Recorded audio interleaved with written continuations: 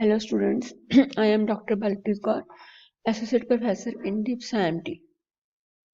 हमने last 2 videos में nature of supply की कुछ इम्पॉर्टेंट डेफिनेशन डिस्कस की थी।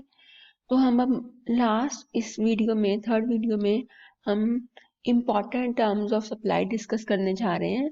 तो इसमें हमने जो 4 इम्पॉर्टेंट टर्म्स है अंडर द जीएसटी लॉ वो डिस्कस करनी है। First one is taxable and exempt supplies, zero rated supplies, inward and outward supplies, and next is continuous supplies। तो फर्स्ट है taxable and exempt supplies। Taxable supply means a supply of goods or services or both which is chargeable to tax under this act। इसमें हमने देखना है कि taxable mean कि वो goods मतलब सर्विसेज जिनको हम सप्लाई कर रहे हैं और which are chargeable to tax under the GST act. Exempt supply जिनके ऊपर कोई टैक्स नहीं लगेगा। So it means the supply of any goods और सर्विसेज और both which attracts nil rate of tax or which are exempted from tax under section 11 of the CGST Act or section 6 of the IGST Act and includes non taxable supply.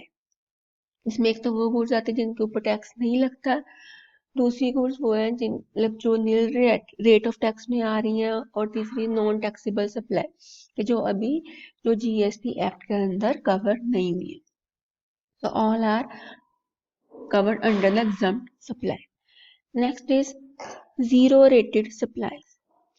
Zero rated supply means the taxable supply of goods or services or both, namely export of goods or services or both, supply of goods or services or both to special economic zone developer or a special economic zone।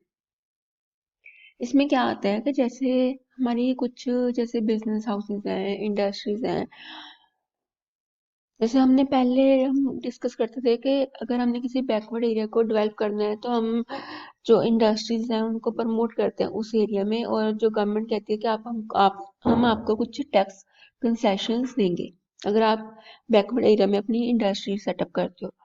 ऐसे ही जो zero rated supply में क्या है कि जब उन्होंने special economic zones को जैसे करना है, कुछ डेवलपमेंट का अगर काम चल रहा है, तो जो गवर्नमेंट है वो कहती है कि आप उन एरियाज में जाके अपना बिजनेस और उन एरिया जाके अपनी इंडस्ट्री सेटअप करो, और आप जो भी गुड्स मैन्युफैक्चर करते हो उसके लिए जो भी आपको रॉ मटेरियल चाहिए हम आपको उसके ऊपर टैक्स चार्ज नहीं करेंगे।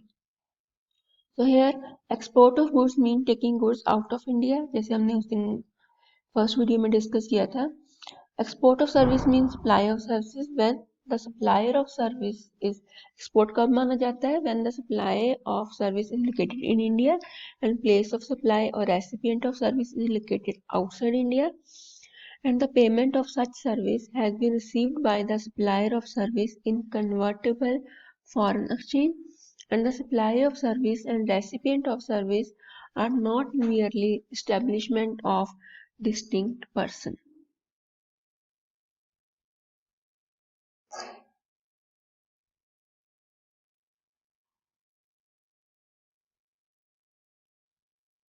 The next is inward and outward supplies। Inward supply in relation to a person means receipt of goods or services whether by purchase means RI inward, purchase, acquisition or any other means whether or not for consideration। हम इन definitions को आगे जाकर दोबारा discuss करेंगे detail में। Outward supply in relation to a person means supply of goods or services or both by sale, transfer, barter, exchange, license, rental lease or disposal made or agreed to be made by such person in course or furtherance of business। Next is continuous supply of goods and services। Continuous supply of goods means supply of goods which is provided or agreed to be provided continuously। अगर आप किसी के साथ जैसे contract करते हो कि हम आपको continuously कुछ टाइम के लिए गुड्स सप्लाई करेंगे, उसको बोलते हैं continuous supply of goods। Continuous supply of services means a supply of service which is provided or agreed to be provided continuously or on recurrent basis under a contract for a period more than 3 months. The periodic payment obligations है, अगर आपका जो contract है वो more than 3 months है.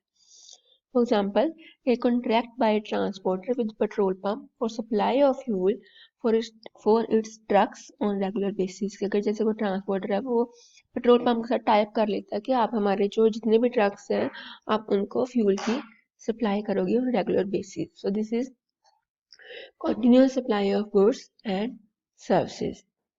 इससे जो आपका चैप्टर है nature of supply, inter and inter state supply and composite and mix supply वो फिनिश हो रहा है.